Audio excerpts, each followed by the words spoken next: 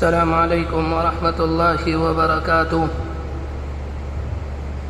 بسم الله الرحمن الرحيم. الحمد لله وكفى وسلام على عباده الذين اصطفى. أما بعد، أعوذ بالله من الشيطان الرجيم. بسم الله الرحمن الرحيم. ولا تقف ما ليس لك به علم إن السمع والبصر والفؤاد كل أولئك كان عنه مسؤولا. صدق الله العظيم. وقد قال النبي صلى الله عليه وآله وسلم: آية المنافق ثلاث: إذا حدث كذب، وإذا وعد أخلف، وإذا تؤمن خان، أو كما قال عليه الصلاة والسلام. بہت عزت و احترام کے مستحق میرے بزرگوں، قابل قدر دینی اور ایمانی بھائیوں، ہم اور آپ جمعے کی نماز پڑھنے کے لیے، اس سے پہلے یہاں پر کچھ کہنے اور سننے کے لیے جمع ہوئے. اللہ ہمارے بیٹھنے کو قبول فرمائے، ہمارے کہنے اور سننے کو نصیب فرمائے. میرے بھائیو، حدیث شریف کے اندر آتا ہے، اللہ کے رسول علیہ السلام نے یہ بات ارشاد فرمائی: اگر کسی انسان کے اندر تین باتیں پائی جائیں، تین عادتیں، تین خصلتیں پائی جائیں، وہ انسان پکے درجے کا منافق ہے. کسی مسلمان کا کام نہیں وہ یہ کام کرے. وہ تین باتیں یہ ہیں: جب بات کرے جھوٹ بولے، جب وعدہ کرے تو اس کے خلاف کام کرے، جب اس کے سپرد امانت کی جائے تو اس میں خیانت کرے. آپ نے فرمایا جس کسی انسان کے اندر یہ تین باتیں جمع ہو جائیں، اس کے منافق ہونے میں کوئی شک نہیں، کوئی شبہ نہیں. اور اگر کسی انسان میں یہ تین باتیں تو نہ ہوں، تین میں سے ایک بات ہو، تو آپ نے فرمایا اس کا مطلب یہ ہے نفاق کی ایک عادت اس کے اندر موجود ہے. یہ نفاق کی عادت اس کے اندر کب تک رہے گی؟ جب تک کہ وہ توبہ نہ کر لے. اگر توبہ کرے گا تو نفاق کی یہ عادت ختم ہو جائے گی، اور اگر توبہ نہ کی تو نفاق کی یہ عادت اس کے اندر موجود رہے گی. اگر کسی انسان کے اندر یہ تین باتیں پائی جائیں گی تو اسے کافر نہیں کہا جائے گا، بلکہ اللہ کے رسول علیہ السلام کے ارشاد کا مطلب یہ ہے کہ ایک منافق کے اندر جتنی برائیاں، جتنی خرابیاں، جتنی بدتمیزیاں ہوتی ہیں، سامنے والے انسان میں نماز پڑھتے ہوئے، روزہ رکھتے ہوئے، قربانی کرتے ہوئے، زکوٰۃ دیتے ہوئے، وہ ساری خرابیاں ان کے اندر موجود ہیں. آپ نے فرمایا اگر کسی کے اندر نفاق کی ایک علامت ہے، وہ ان صلی، اگرچہ وہ نماز پڑھتا ہو، وصاما، وہ روزہ رکھتا ہو، وزعم انہ مسلم، اور وہ یہ دعویٰ کرتا ہو میں مسلمان ہوں، ان تمام باتوں کے باوجود اگر نفاق کی کوئی ایک عادت اس کے اندر موجود ہے تو آپ نے فرمایا یہ انسان حقیقی معنی میں مومن نہیں ہے. پہلے یہ اس عادت سے، اس خصلت سے توبہ کرے. جب یہ اس عادت کو، اس خصلت کو چھوڑ دے گا، یہ حقیقی معنی میں مومن ہو جائے گا. یہ اللہ کے رسول علیہ السلام کا ارشاد ہے. اللہ کے رسول علیہ السلام سے صحابہ اکرام آتے اور آ کر بار بار معلوم کرتے اللہ کے رسول ایک مسلمان چوری کر سکتا ہے؟ آپ نے فرمایا کر سکتا ہے. آپ سے معلوم کیا کہ مسلمان زنا کر سکتا ہے؟ آپ نے فرمایا کر سکتا ہے. آپ سے معلوم کیا کہ مسلمان جھوٹ بول سکتا ہے؟ آپ نے فرمایا کوئی انسان مسلمان ہو کر جھوٹ نہیں بول سکتا، اس لیے کہ مسلمان جھوٹ نہیں بولتا. جھوٹ دنیا کے اندر صرف منافق بولتا ہے. اس زمانے میں ایسا لگتا ہے ہم نے اور آپ نے دین اسلام کو عبادت کے ساتھ خاص کر دیا۔ اگر کوئی اللہ کا بندہ اس زمانے میں نماز پڑھتا ہے، روزے رکھتا ہے، قربانی کرتا ہے، ذکر و اذکار کرتا ہے، نفلی عبادت انجام دیتا ہے، تو وہ یہ سمجھتا ہے اس زمانے میں سب سے بڑا مسلمان ہوں۔ چاہے وہ انسان جھوٹ بولتا ہو، غیبت کرتا ہو، لوگوں کو دھوکہ دیتا ہو، لیکن سمجھتا یہ کہ میں مسلمان ہوں۔ لیکن آپ علیہ السلام نے فرمایا اگر ایک بھی خصلت اس کے اندر ہے وہ مسلمان نہیں جب تک کہ اس کو نہ چھوڑ دے۔ حقیقی معنی میں مسلمان کون ہوتا ہے؟ حقیقی معنی میں مسلمان وہ ہوتا ہے نبی اکرم صلی اللہ علیہ وسلم نے جن باتوں کا حکم دیا وہ ان تمام باتوں پر رضامندی کے ساتھ عمل کرے، اور جن باتوں سے آپ نے روکا ان باتوں سے کلی طور پر اجتناب کرے۔ جب انسان اپنے آپ کو اللہ کے رسول علیہ السلام کی منع کردہ امور سے روکتا ہے اور جن باتوں کا حکم دیا ان پر خوش دلی کے ساتھ عمل کرتا ہے تو وہ حقیقی معنی میں مسلمان ہوتا ہے۔ آپ نے فرمایا مسلمان گناہ کر سکتا ہے اور مسلمان جھوٹ نہیں بول سکتا۔ جھوٹ کی برائی صرف اسلام کے ساتھ خاص نہیں، بلکہ جھوٹ ایک ایسا گناہ ہے جو ہر زمانے میں، ہر مذہب میں، ہر قوم میں، ہر ملت میں، ہر معاشرے اور سماج میں اس کو برا جانا گیا۔ زمانے جاہلیت کے اندر لوگ جب ہر قسم کی برائی کے اندر مبتلا تھے، کوئی گناہ ایسا نہیں جس کا وہ ارتکاب نہ کرتے ہوں۔ دوسرے علاقے کے لوگ جس گناہ کو سن کر ان کے رونگٹے کھڑے ہو جاتے، ان پر کب کبھی طاری ہو جاتی، ان کے جسم کا رواں رواں بال بال کھڑا ہو جاتا۔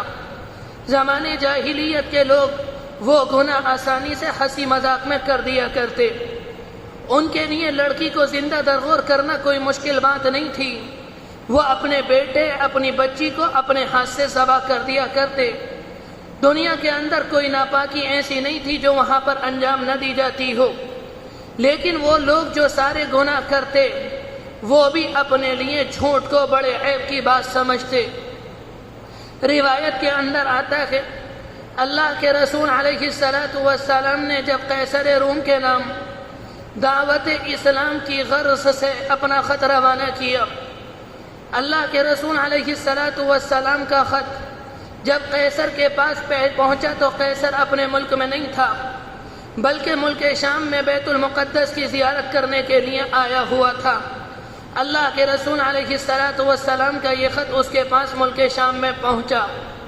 جب اس کے پاس اللہ کے رسول علیہ السلام کا خط آیا، بادشاہ سمجھدار تھا، اس نے اپنے دربار کے لوگوں سے کہا جس انسان کی طرف سے یہ خط میرے پاس آیا ہے پہلے ان کے متعلق کچھ باتیں جان لی جائے تاکہ ان کی شخصیت کا، ان کے خط کی اہمیت کا صحیح اندازہ ہو سکے۔ نے اپنے دربار کے لوگوں سے کہا اگر ملک شام میں ملک عرب کے کچھ لوگ آئے ہوئے ہوں انہیں ہمارے پاس لے کر آؤ۔ اللہ کے رسول علیہ السلام کا یہ خط جب اس کے پاس پہنچا، یہ وہ زمانہ تھا جب اللہ کے رسول اور مشرکین مکہ کے درمیان جنگ بندی چل رہی تھی، یہ صلح حدیبیہ کے بعد کا زمانہ تھا۔ اتفاق کے بعد ابو سفیان جو اللہ کے رسول کے مد مقابل اللہ کے رسول علیہ السلام کے سب سے بڑے دشمن اور جن کے دل میں اللہ کے رسول علیہ السلام سے انتقام لینے کی آگ سلگ رہی تھی، وہ ملک شام پہنچے ہوئے تھے۔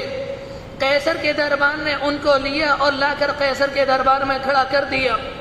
قیصر نے دربار قائم کیا اور یہ جتنے لوگ ملک عرب سے تجارت کرنے کے لیے ملک شام گئے ہوئے تھے، ان سب سے بادشاہ نے یہ بات معلوم کی، یہ بتاؤ جن کی طرف سے یہ خط میرے پاس آیا ان کا سب سے زیادہ نزدیکی رشتہ دار کون ہے؟ ابو سفیان اللہ کے رسول کے خاندانی تھے، یہ سب سے زیادہ قریبی تھے، انہوں نے کہا سب سے زیادہ قریبی میں ہوں۔ بادشاہ سلامت نے انہیں آگے بٹھایا اور باتوں کو ان کے پیچھے کر دیا اور ترجمان کے ذریعے یہ بات کہلائی جو ان کے بعد پیچھے بیٹھے ہوئے ہیں، ان سے یہ بات کہو میں ابو سفیان سے چند سوال کروں گا، اگر یہ کوئی غلط بیانی کریں، یہ جھوٹی بات کہیں تو مجھے بتانا انہوں نے غلط بیانی کی۔ بادشاہ نے یہ سوال کیا، یہ محمد جو نبوت کا دعویٰ کرتے ہیں، جو یہ کہتے ہیں آسمان سے وحی میرے پاس آتی ہے، یہ بتاؤ ان کا خاندان کیسا ہے؟ تو انہوں نے کہا عرب کا سب سے شاندار خاندان ہے۔ بادشاہ سلامت نے کہا اللہ کے نبی سب سے زیادہ معزز خاندان کے اندر پیدا ہوتے۔ دوسرا سوال بادشاہ نے یہ کیا، یہ لوگ جنہوں نے نبوت کا دعویٰ کیا، ان کی پیروی کرنے والے لوگ معمولی درجے کے ہیں، کمزور ہیں، یا امیر اور رؤسا چودھری قسم کے لوگ ہیں؟ ابو سفیان نے کہا کمزور قسم کے لوگ ہیں۔ تو بادشاہ نے کہا ابتداء زمانے میں نبی کے متبعین کمزور قسم کے لوگ ہوتے ہیں۔ پھر بادشاہ نے یہ بات معلوم کی، کیا کبھی ان کے درمیان اور تمہارے درمیان جنگ ہوئی؟ ان میں کون جیتا اور کون ہارا؟ تو اتفاق سے اس وقت تک دو جنگیں ہوئی تھی، جنگ بدر اور جنگ احد۔ جنگ بدر میں مسلمانوں کو فتح ملی اور جنگ احد میں وقتی طور پر مسلمانوں کو شکست ہوئی۔ تو ابو سفیان نے کہا کبھی ہم غالب آ جاتے ہیں اور کبھی وہ غالب آ جاتے ہیں۔ خیر، جو بات میں کہنا چاہ رہا تھا، ایک وقت آیا یہ ابو سفیان مسلمان ہوئے۔ مسلمان ہونے کے بعد یہ کہا کرتے، جب بادشاہ نے مجھے آگے بٹھایا اور میرے ساتھ جو لوگ تھے انہیں پیچھے بٹھایا، ان سے یہ بات کہی میں ان سے چند سوال کروں گا، اگر یہ غلط بات کہیں تو مجھے بتانا۔ ابو سفیان کہتے تھے مجھے اس بات کا یقین تھا اگر میں نے بادشاہ کے سامنے غلط بیانی کی تو جو میرے پیچھے بیٹھے ہوئے تھے وہ میری تردید نہ کرتے، وہ بادشاہ کے سامنے مجھے نہ جھٹلاتے، اس لیے کہ وہ میرا سردار، اس لیے کہ میں ان کا سردار تھا۔ لیکن اتنا ضرور تھا جب یہ لوگ وہاں سے مکہ مکرمہ واپس آتے تو مکہ مکرمہ کے اندر چرچا ہوتا ابو سفیان نے قیصر روم کے سامنے جھوٹ بولا، انہوں نے نبی آخر الزماں کے خلاف غلط گواہی دی، جھوٹی گواہی دی، میری طرف جھوٹ کی نسبت ہوتی اور میں اس بات کو پسند نہیں کرتا کہ میری طرف جھوٹ کی نسبت ہو۔ ابو سفیان ابھی ایمان لے کر نہیں آئے تھے، ابھی بت پرستی کے اندر مبتلا تھے، اللہ کے رسول علیہ السلام کے جانی دشمن تھے، دنیا کی ساری برائیوں کو یہ انجام دیتے تھے، لیکن ان تمام کے باوجود اس بات کو گوارا نہیں کیا کہ جھوٹ کی نسبت میری طرف ہو۔ تو میرے بھائیوں، ہر مذہب میں جھوٹ کو برا سمجھا گیا۔ ہماری شریعت نے بچوں کے ساتھ بھی جھوٹ بولنے کی اجازت نہیں دی۔ بعض دفعہ یہ ہوتا ہے بچہ کھیل رہا ہوتا ہے، ہم بچے کو اپنی طرف متوجہ کرنے کے لیے، بچے کو اپنے پاس بلانے کے لیے ایسے ہی کہتے ہیں بیٹے ہمارے پاس آؤ، ہم تمہیں بسکٹ دیں گے، ہم تمہیں ٹافی دیں گے، ہم تمہیں ٹائز دیں گے۔ اللہ کے رسول نے اس سے بھی منع فرمایا، اس لیے کہ یہ جھوٹ ہے۔ اگر تم نے بچے کو ایسے ہی بلا لیا اور اسے ٹافی نہ دی، آپ نے فرمایا یہ جھوٹ ہے۔ ایک موقع پر اللہ کے رسول بیٹھے ہوئے تھے اور آپ کے پاس ایک خاتون تھی، ان کا بچہ کہیں دور چلا گیا۔ ان خاتون نے اپنے بچے کو بلانے کے لیے کہا بیٹے میرے پاس آ، میں ذرا تجھے کچھ دوں گی۔ اللہ کے رسول علیہ السلام کے کان میں جیسے ہی اس خاتون کے یہ الفاظ پڑے، آپ کھڑے ہوئے اس خاتون کے پاس آئے، آپ نے یہ بات معلوم کی جس وقت تم نے بچے سے یہ کہا بیٹے ذرا یہاں آ، میں تجھے کچھ دوں گی، تمہارا کچھ دینے کا ارادہ تھا۔ وہ خاتون کہنے لگی اللہ کے رسول میرے ہاتھ میں کھجور ہے، اگر یہ میرے پاس آتا میں اسے کھجور دیتی۔ آپ نے فرمایا اگر تمہارے ہاتھ میں کھجور نہ ہوتی تو محض اسے بلانے کے لیے کہہ دیتی میں تمہیں کچھ دوں گی، تو آپ نے فرمایا تمہارے نامہ اعمال میں ایک جھوٹ لکھ دیا جاتا۔ اس طرح سے کس بات ہم اپنے بچوں کو بلاتے ہیں، بچوں کو سلانے کے لیے ڈراتے اور دھمکاتے ہیں، اس چیز کی کوئی حقیقت اور کوئی اہمیت نہیں ہوتی۔ اس طرح سے کتنے جھوٹ ہم اپنے نامہ اعمال کے اندر درج کرا لیتے ہیں۔ اللہ کے رسول نے اس سے منع فرمایا۔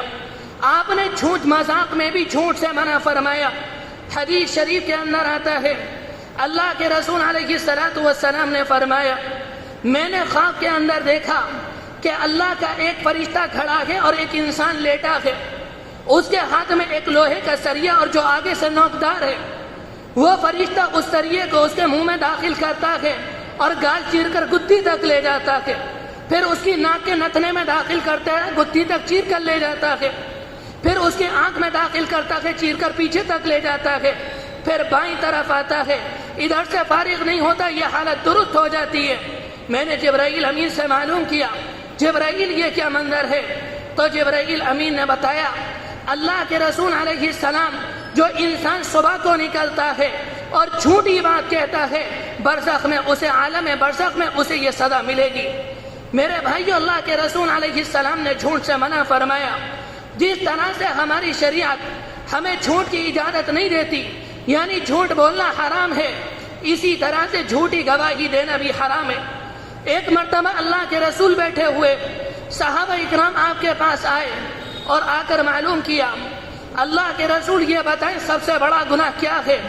آپ نے فرمایا بت پرستی سب سے بڑا گناہ ہے، بتوں کے اوپر چڑھاوا کرنا سب سے بڑا گناہ ہے، ان کے لیے قربانی کرنا سب سے بڑا گناہ ہے، ان کی عبادت کرنا سب سے بڑا گناہ ہے۔ صحابہ اکرام نے معلوم کیا اس کے بعد کون سا گناہ سب سے بڑا ہے؟ اللہ کے رسول نے فرمایا ماں باپ کی نافرمانی سب سے بڑا گناہ ہے۔ صحابہ اکرام نے معلوم کیا اس کے بعد گناہ سب سے بڑا کون سا ہے؟ روایت کے اندر آتا ہے آپ ٹیک لگائے ہوئے بیٹھے تھے، آپ سیدھے بیٹھ گئے اور آپ نے 3 مرتبہ ایک جملہ ارشاد فرمایا۔ آپ نے فرمایا الا وقول الزور، الا وقول الزور، الا وقول الزور، کان کھول کر سن لو، اس کے بعد جھوٹی گواہی سب سے بڑا گناہ ہے۔ میرے بھائیو، جھوٹی گواہی، ماں باپ کی نافرمانی پر انسان کو جو عذاب ملے گا، اللہ کے ہاں جھوٹی گواہی پر بھی انسان کو وہ عذاب ملے گا۔ قرآن مجید نے جس لفظ کے ذریعے انسانوں کو بت پرستی سے روکا، بالکل اسی لفظ سے قرآن مجید نے جھوٹی گواہی سے روکا۔ قرآن مجید کا عروج بیان ہے فَاجْتَنِبُوا الرِّجْسَ مِنَ الْأَوْثَانِ وَاجْتَنِبُوا قَوْلَ الزُّورِ، جھوٹ بت پرستی کی گندی سے بچو اور جھوٹی گواہی سے بچو۔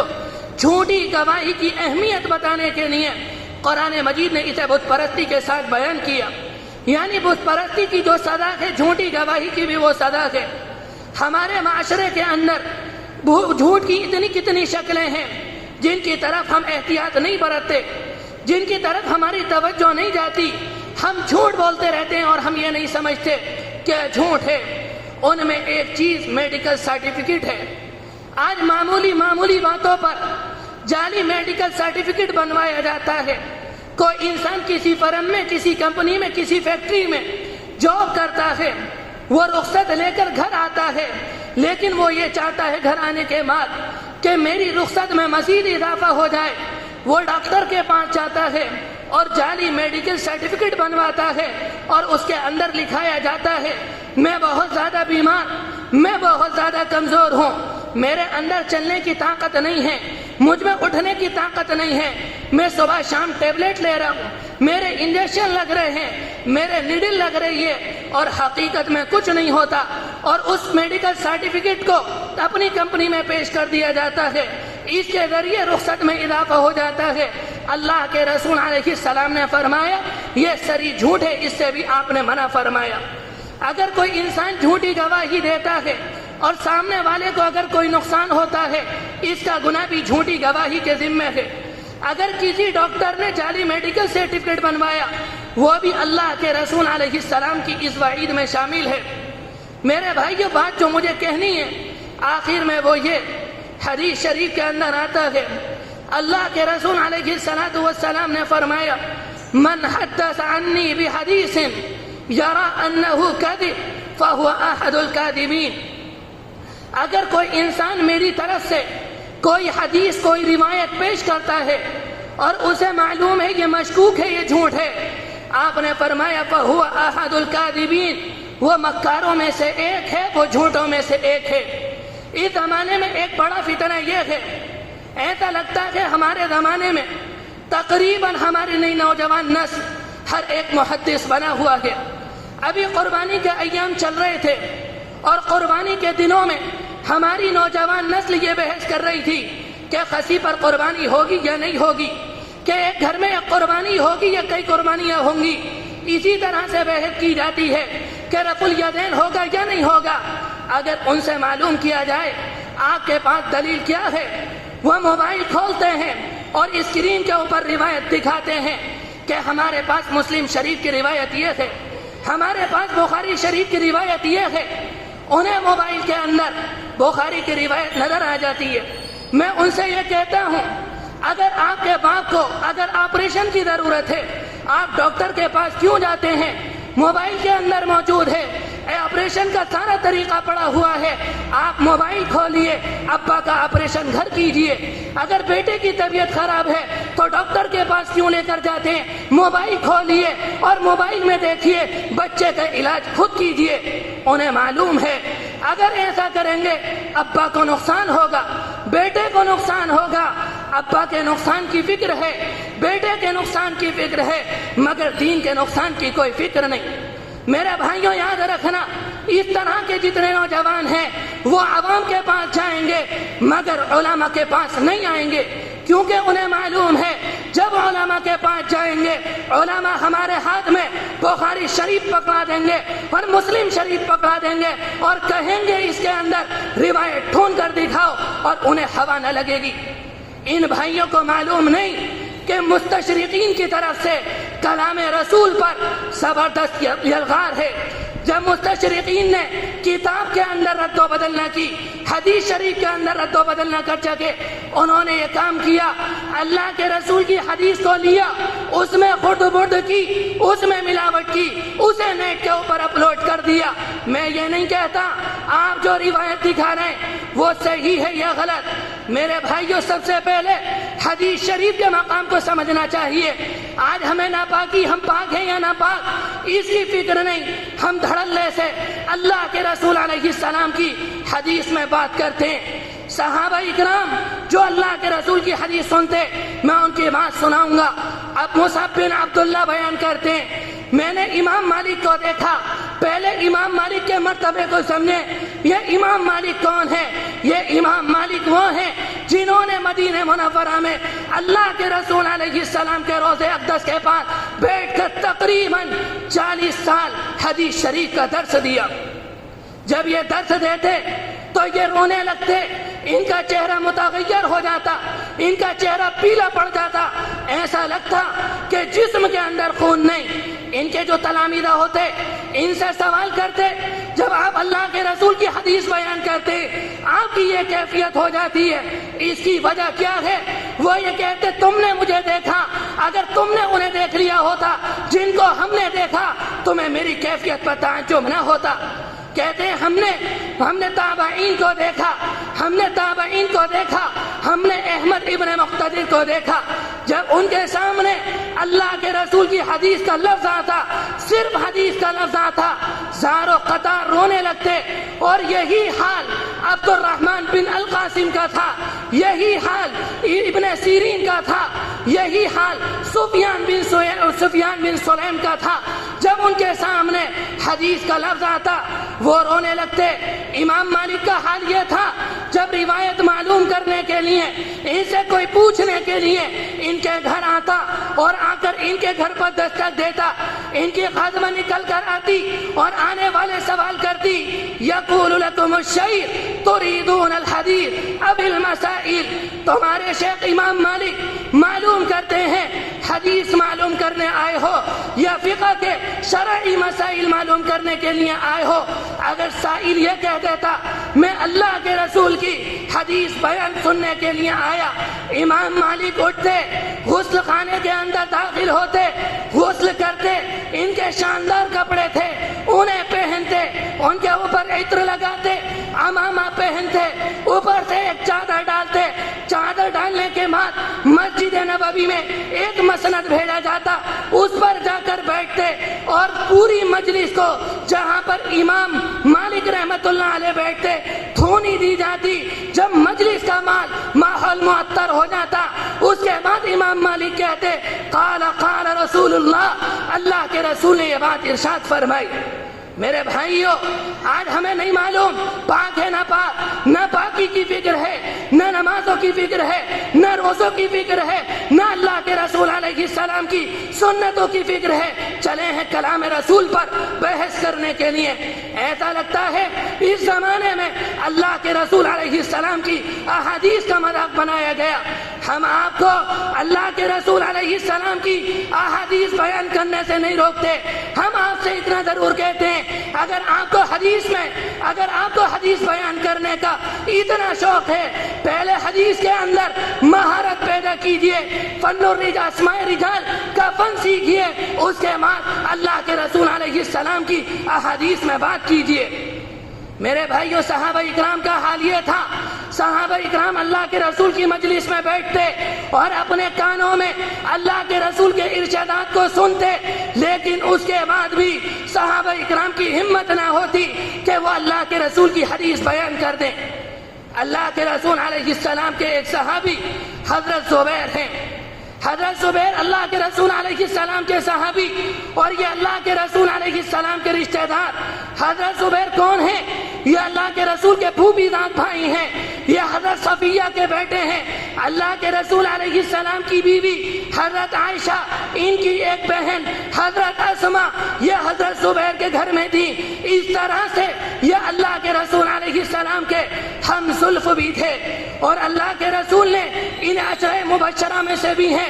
اللہ کے رسول نے ایک موقع پر فرمایا تھا، لِكُلِّ نَبِيٍّ حَوَارِي، ہر نبی کا ایک معاون اور مددگار ہوتا ہے، وَحَوَارِي الزُّبَيْر، میرے معاون میرے مددگار زبیر ہیں۔ اور آپ نے دو صحابہ کے بارے میں فرمایا تھا، فِدَاكَ أَبِي وَأُمِّي، میرے ماں باپ تم پر قربان، ان میں ایک حضرت زبیر ہیں۔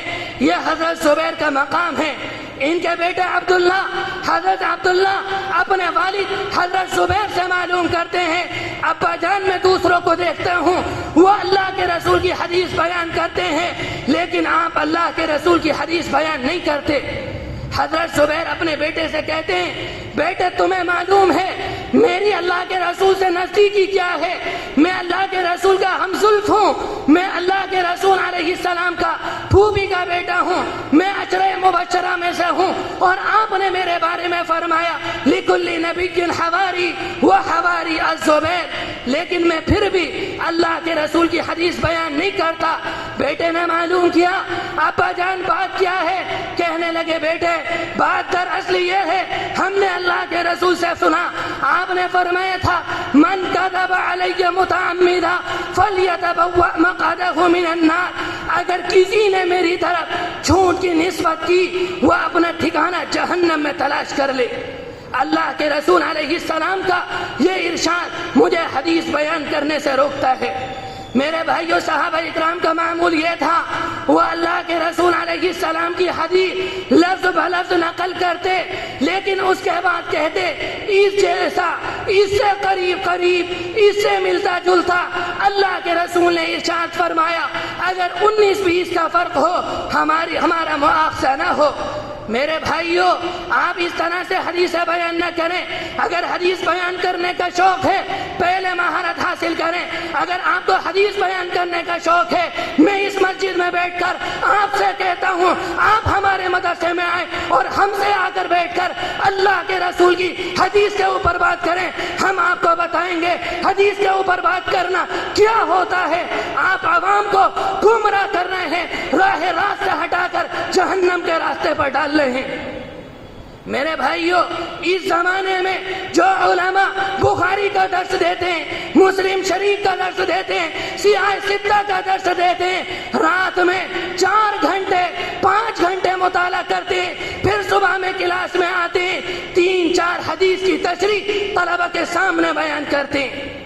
میرے بھائیوں، حدیث کا مذاق نہ بڑھائیں، حدیث کی جو اہمیت ہے اسے اہمیت دیں۔ میں نے 2-3 باتیں شروع میں کہی۔ میں نے کہا جھوٹ سے بچیں، اللہ سے دعا کریں، جھوٹ کی نفرت اللہ ہمارے دلوں میں ڈال دے اور سچائی پر ہمیں جمع دے۔ جو بات کہی گئی اللہ عمل کی توفیق نصیب فرمائے۔ وآخر دعوانا ان الحمد للہ رب العالمین۔